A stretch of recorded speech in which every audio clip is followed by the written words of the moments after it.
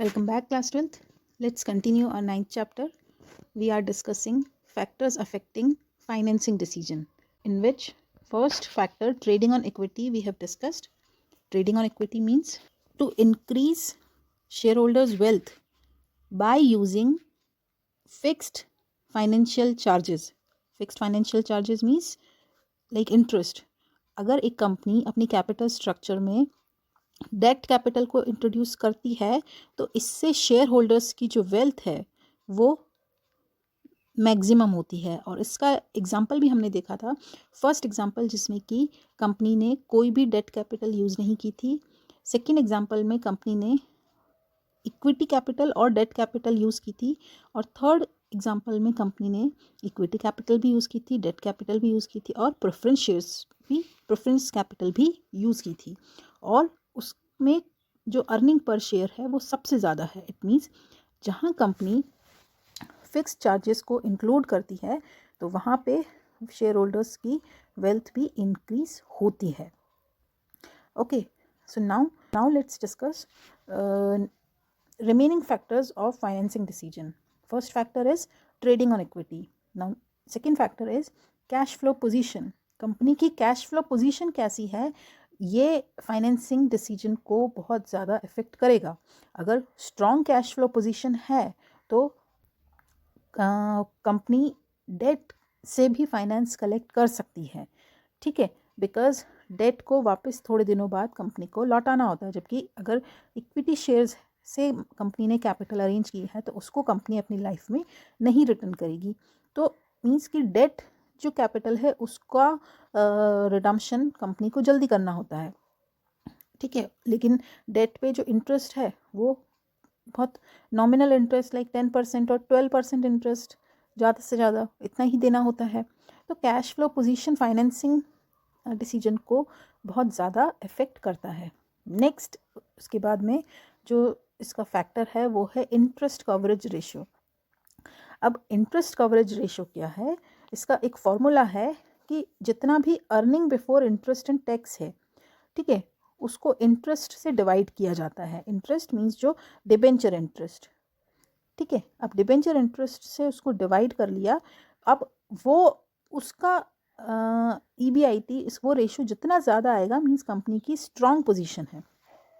So it refers to number of times earning before interest and tax of a company covers the interest obligation. Means जितना number of times ये ज़्यादा होगा, suppose EBIT आता है 5 lakh, okay, and company का interest है suppose 50,000, then 10 times, okay, हम कह सकते हैं कि EBIT इंटरेस्ट का 10 टाइम्स है।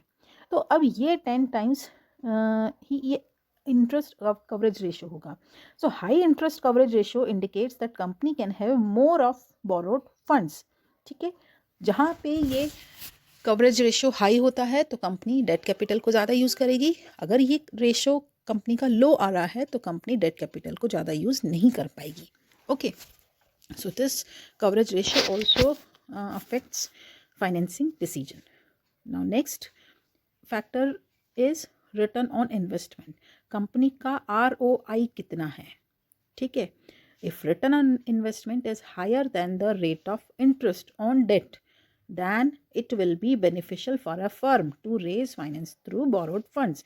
यहाँ पे अगर suppose ROI lesser है रेट ऑफ इंटरेस्ट, ठीक है, रेट ऑफ इंटरेस्ट से, तो फिर वहाँ पे कंपनी डेट कैपिटल को यूज़ नहीं करेगी और कम करेगी, ठीक है। फिर कंपनी को केवल इक्विटी कैपिटल को ही यूज़ करना बेनिफिशियल होगा। ओके, अगर ROI यहाँ पे ग्रेटर होती है, सपोज अगर ये नहीं होती है, ग्रेटर होती है रेट ऑफ इंटरेस्ट से, तो कंपनी डिबेंचर कैपिटल को यूज़ कर सकती है। Okay, then next factor which affect financing decision is flotation cost. अब फ्लोटेशन कॉस्ट क्या होती है, जो जब कंपनी न्यू शेयर्स इशू करती है, न्यू सिक्योरिटीज़ इशू करती है, तो उसमें जो कॉस्ट इन्वॉल्व होती है वो होती है फ्लोटेशन कॉस्ट। तो cost involve in issuing securities such as brokers commission, underwriters fees, then cost of prospectus etc. is called flotation cost. So while selecting the source of finance, flotation cost should be taken into account. जिस भी source की flotation cost कम होगी, company को वो उस source से capital arrange करना सस्ता होगा, ओके, चीपर होगा, तो इसलिए फ्लोटेशन कॉस्ट को भी कंपनी ध्यान में रखेगी. उसके बाद में control. When existing shareholders are ready to dilute their control over the firm, then new equity shares can be issued. ठीक है, अगर सपोज अगर 50,000 प्रेजेंट शेयर होल्डर्स हैं, वो नहीं चाहते कि और कोई भी कंपनी कोई न्यू शेयर्स इशू करे और उन शेयर होल्डर्स के साथ इनको अपने राइट्स को डाइल्यूट करना हो, मींस इनका राइट उनके पास चला जाएगा. ठीक है, अब 50,000 नहीं, अब 60,000 लोगों का कंट्रोल कंपनी के ऊपर होगा. तो अगर प्रेजेंट शेयर होल्डर्स ऐसा नहीं चाहते तो फिर कंपनी इक्विटी शेयर्स यूज़ नहीं कर सकती. अगर प्रेजेंट शेयर होल्डर्स या एग्जिस्टिंग शेयर होल्डर्स वो रेडी हैं अपने कंट्रोल को डाइल्यूट करने के लिए, तो company new equity shares issue कर सकती है. अदरवाइज उसे डिबेंचर कैपिटल से ही काम चलाना होगा. Then next factor is tax rate. Now tax rate जो है वो उसमें से, now next factor is tax rate. Interest on debt is allowed as a deduction. Thus, in case of high tax rate, debt is preferred over equity. ठीक है, tax rate high है तब तो डेट कैपिटल को ज़्यादा use लिया जाएगा. ठीक है, बट अगर टैक्स रेट लो है then more preference will be given to equity. ठीक है, लो टैक्स रेट में क्या होगा कि इक्विटी शेयर कैपिटल को ही प्रेफरेंस दी जाएगी. तो यहाँ टैक्स रेट भी बहुत ज़्यादा इम्पॉर्टेंट फैक्टर है. उसके बाद में आता है cost. So cost of raising funds from different sources, जैसे इक्विटी शेयर कैपिटल की जो कॉस्ट है, कॉस्ट ऑफ कैपिटल, मतलब कॉस्ट ऑफ कैपिटल क्या होती है कि कैपिटल को इशू करने की कॉस्ट. ठीक है, कॉस्ट ऑफ कैपिटल जो इक्विटी शेयर की है वो ज़्यादा है, वो हाई होती है. किसके कंपैरिजन में? डिबेंचर कैपिटल के कंपैरिजन में. ठीक है, डिबेंचर्स को इशू करने की कॉस्ट इतनी नहीं आती है, तो वहाँ पे उस कंडीशन में डिबेंचर कैपिटल को उस पॉइंट ऑफ व्यू से अच्छा माना जाता है क्योंकि इसकी कॉस्ट हाई नहीं है, तो कंपनी कम खर्चों के भी इस कैपिटल को अरेंज कर सकती है. Okay, so the cheapest source should be selected. Then next factor is risk. Now risk also is an important factor. More risk is associated with borrowed funds as compared to owner's fund because interest is paid on and it is to be repaid also. ठीक है, interest भी regular देना होता है और ये एक certain time period के बाद रीपे भी डिबेंचर होल्डर्स को करना होता है, जबकि इक्विटी शेयर के केस में ऐसा नहीं होता. तो ज़्यादा रिस्क किसके साथ होती है? डिबेंचर कैपिटल के साथ. तो बहुत ज़्यादा रिस्क भी कंपनी नहीं ले सकती, तो इसलिए एक सर्टेन लेवल तक ही डिबेंचर कैपिटल को कंपनी यूज़ करेगी. Then period of finance. If company want permanent capital then equity shares must be issued as they are not to be paid back and for long and medium term requirement preference shares और debentures can be issued. So here are factors in of financing decision. Now let us discuss some questions. Question number 1 is state the formula for calculating financial leverage. So very simple, it is debt upon equity. Then second question is what is the impact of business risk on capital structure. तो business risk की क्या impact क्या होगा? तो increase in risk will decrease the use of debt. ठीक है, if because यहाँ पे हमने अभी रिस्क जो वो भी डिस्कस किया है रिस्क फैक्टर, तो ज़्यादा रिस्क होती है तो फिर डेट को कंपनी कम यूज़ करेगी. ठीक है, इसका डिक्रीज होता चला जाएगा इसका use. Now let's discuss question number 3. Under what situation will an increase in debt decrease the EPS.